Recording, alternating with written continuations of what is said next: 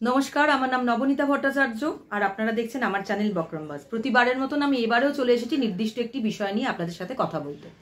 তবে আজকে যে বিষয়টা নিয়ে কথা বলবো সেটা হচ্ছে আমাদের ভারত সরকারের আয় ব্যয়। ভারত সরকার কোথা থেকে আয় করে আর কিভাবে ব্যয় করে, আর যদি ব্যয় আয়ের তুলনায় বেশি হয় তাহলে লোন কিভাবে নেয়, কোথা থেকে নেয়, আমাদের একটু বুঝে নেওয়াটা দরকার। ভারতবর্ষের মানুষ হিসাবে আমরা যেন এই সমস্ত মনে না করি যে আমাদের নিজেদের ভালোভাবে থাকার জন্য আমাদের নিজেদেরকেই পরিশ্রম করতে হবে। তার জন্য সরকার আছেন, তার কাছ থেকে আমাদের আদায় করে নিতে হবে। তাহলে আমরা জানি প্রথমে যে ভারত সরকার তার আয়টা কিভাবে করে। ভারত সরকার আয় করে ট্যাক্স থেকে। এবার ট্যাক্সের মধ্যে কি কি পড়ে? ট্যাক্সের মধ্যে পড়ে ইনকাম ট্যাক্স, আমরা জানি, কর্পোরেট ট্যাক্স, জিএসটি তো আমরা জানি, আর কাস্টম ডিউটি আর এক্সাইজ ডিউটি। তার মধ্যে বলে রাখি, এই যে জিএসটি থেকে সব থেকে বেশি, এই ট্যাক্সের মধ্যে জিএসটি থেকে সব থেকে বেশি উপার্জন করে সরকার। এরপরে কি আসছে? এরপরে আসছে নন ট্যাক্স রেভিনিউ।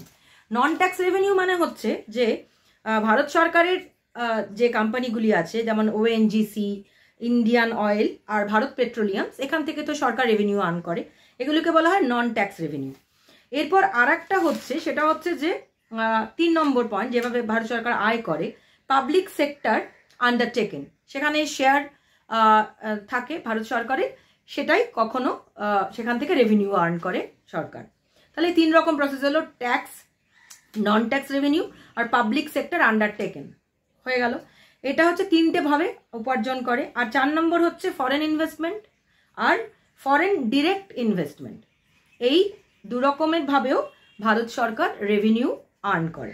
ফরেন ইনভেস্টমেন্টের মধ্যে বন্ড থাকে, বন্ড কেনা হয়, বন্ড বিক্রি করে, তাহলে সেখান থেকে রেভিনিউ আর্ন করে। ফরেন ডিরেক্ট ইনভেস্টমেন্ট মানে হচ্ছে ফরেন কোম্পানিগুলি যখন ভারত সরকারের মানে আমাদের দেশে এসে তাদের কোম্পানিগুলিকে প্রমোট করে এবং সেখানে লোকজন চাকরি পায়, জব অপরচুনিটিস তৈরি হয়, সেখান থেকে আর্ন করে ভারত সরকার। আর একটা সব থেকে বড় পয়েন্ট যেটা, সেটা হচ্ছে ভারত সরকারের আয় এবং ব্যয়ের যে তুলনা, সেটা এতটাই মানে কি বলবো, মানে মানে সেই আয় দিয়ে ভরা যায় না। ফলে ভারত সরকারকে যেটা করতে হয় সরকারকে, সেটা হচ্ছে যে বড় করতে হয়, মানে ধার নিতে হয়।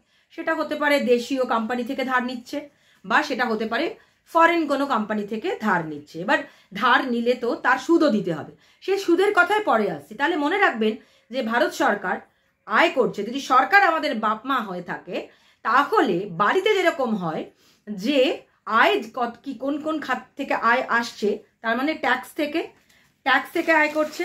আর একটা হচ্ছে নন ট্যাক্স রেভিনিউ থেকে, যেমন ওএনজিসি বললাম, ভারত সরকারের যে নিজের কোম্পানিগুলি থেকে আয় করছে, রেভিনিউ আর্ন করছে। আর একটা হচ্ছে যে শেয়ার, সেটা হচ্ছে পাবলিক সেক্টর আন্ডারটেকেন থেকে শেয়ারে ইনভেস্ট করে যে ভারত সরকার ওখান থেকে আয় করছে। এবং আর একটা হচ্ছে, এবং সেই কোম্পানিগুলি কি কি না, coal India, Hindustan aeronautics limited, Bharat heavy electronics limited, হ্যাঁ, এখান থেকেও আয় করছে। এবং আর একটা হচ্ছে ফরেন ইনভেস্টমেন্ট বা ফরেন ডিরেক্ট ইনভেস্টমেন্ট, তার মধ্যে হচ্ছে বন্ড আর হচ্ছে জব অপরচুনিটিস তৈরি হচ্ছে, সেখান থেকে সরকার আয় করে। আর একটা হচ্ছে, যেটা হচ্ছে প্রায় 34% ভারত সরকারকে আয় করতে হয় বড় করে, মানে আয় ব্যয় করার জন্য বড় করতে হয়, যে আমি কোন কোন খাতে ব্যয় করব, তার জন্য আমার কম পড়ছে টাকা। আমরা যেমন ধার করি, আমরা যেমন লোন নিই, সেরকমই তাকেও লোন নিতে হয়, তাকে তার সুদটা দিতে হয়। তাহলে এই খাতে আমাদের ভারত সরকার উপার্জন করে। এবার ব্যয় করে কোন কোন খাতে? ব্যয় করার যে খাতগুলো হচ্ছে, সেটা হচ্ছে প্রথমেই সুদ। আমি যাদের কাছ থেকে ধার নিচ্ছি তাদেরকে তো ধার মেটাতেই হবে, তার সঙ্গে তাদের তো সুদ দিতে হয় আমাদের। আমরা সুদের ব্যাপারটা কিন্তু জানি প্রত্যেকেই, যে সুদ দিতে হয়। যদি মানে সুদ দেওয়ার অঙ্কটা, যে টাকাটা আমরা ধার নিই তার থেকে সবসময় বেশি হয়, সুতরাং ভারত সরকারকে একটা মোটা টাকা সুদ দিতে হচ্ছে। আর একটা হচ্ছে স্টেট, ভারত সরকারের আন্ডারে যে সকল রাজ্যগুলি আছে, তাদের বাজেট, তাদেরও নিজস্ব বাজেট থাকে, সেই তারা তাদের যে সংসারে খরচ করবে, তাদের যে রাজ্যের জন্য খরচ করবে, ভারত সরকারকে সেই রাজ্যগুলির জন্য একটা ব্যয় বরাদ্দ রাখতে হয়। হয়ে গেল, আমরা আয় শুনলাম, এখন ব্যয়।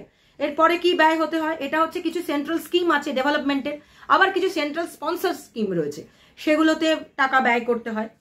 এই খাতগুলো বলছি, ব্যয় করে কি করে না সেটা আলাদা বিষয়, কিন্তু এই ব্যয়ের যে জায়গাগুলি সেইগুলো বলে দিচ্ছি। এবার পেনশন স্কিম আছে, সেখানে ভারত সরকারকে ব্যয় করতে হয়, সেখানে টাকা রাখতে হয়। তুমি যা আয় করছো সেই অনুযায়ী এগুলো তোমার ব্যয়ের রাস্তা। মানে আপনার বাড়িতে আপনাকে শিক্ষা খাতে, তারপর আপনার খাওয়া খরচ, থাকা খরচ, ভাড়া যেমন করতে হয়, তেমনি ভারত সরকারকে এই খাতে, সরকারকে এই খাতে টাকা দিতে হয়।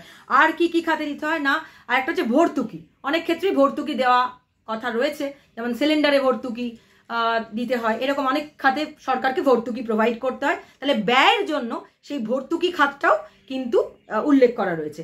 এছাড়াও মিসলেনিয়াসও রয়েছে, আবার ফাইন্যান্স কমিশন ক্ষেত্রে এবং আরও কিছু ট্রান্সফার করতে হয়, টাকা ট্রান্সফার করতে হয়, মানে ব্যয় করতে হয়, এবং মিসলেনিয়াস থাকেই। তবে ভারত সরকারের ম্যাক্সিমামটাই দেখা গেছে যে ব্যয় হচ্ছে ডিফেন্সে, সেটা আমরা সবাই জানি। সুতরাং ভারত সরকারের আয় কিভাবে হচ্ছে, আমি কিভাবে ভারত সরকার কিভাবে উপার্জন করছে এবং কোন কোন খাতে তা ব্যয় করছে, সেইগুলি একটা নিদর্শন দিলাম। কারণ রাতপোহালি বাজেট জানার আগে আমাদের জেনে নেওয়াটা জরুরি যে আমাদের আয় কি, সরকারের আয় কিভাবে হয়, আর সরকার কোন কোন খাতে ব্যয় করার কথা বলা রয়েছে। ভালো থাকবেন, আবার দেখা হবে।